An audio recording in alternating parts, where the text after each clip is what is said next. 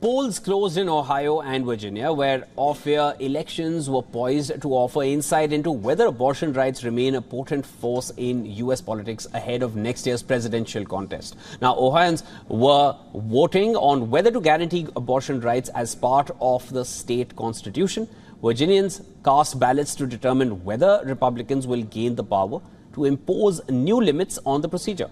Early exit poll data indicated the yes side on the Ohio abortion measure was ahead, though such figures are not always predictive.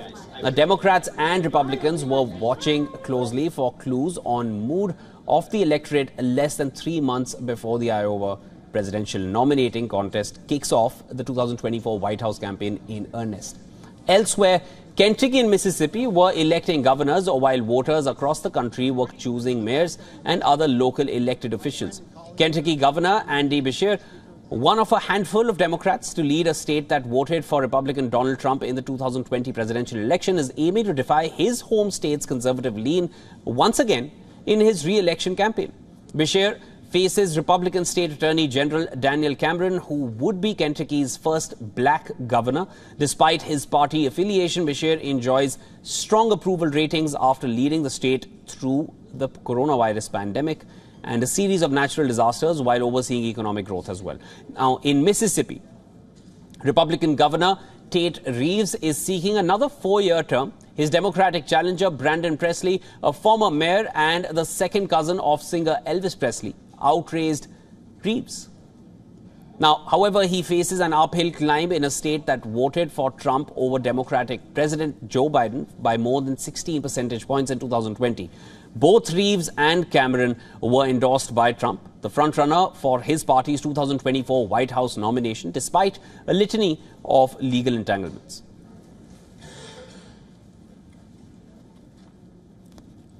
For more on this, our correspondent Susan Tehrani has sent us this report from New York.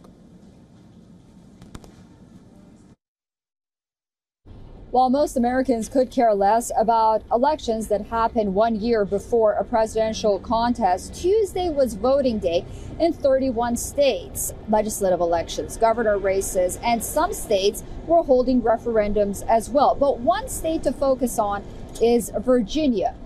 In the past few cycles, what happens in Virginia has a direct correlation with what will happen in national elections. And voters in Virginia are deciding for the first time in a decade whether or not to give Republicans full control of government. And one of the governor's main agendas is that 15-week abortion ban.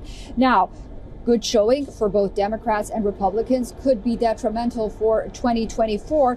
And the question many are asking is whether the Democrats' message regarding Abortion Day will save the day in Virginia. And if it does, expect the Democrats to use the same exact playbook as those in Virginia used. However, if it doesn't, then that might not be good news, not only for the Democratic Party moving forward, but for Joe Biden, who is likely to be the contender for 2024, running against his Republican counterpart. Susan Tehrani reporting from New York for WION World is One.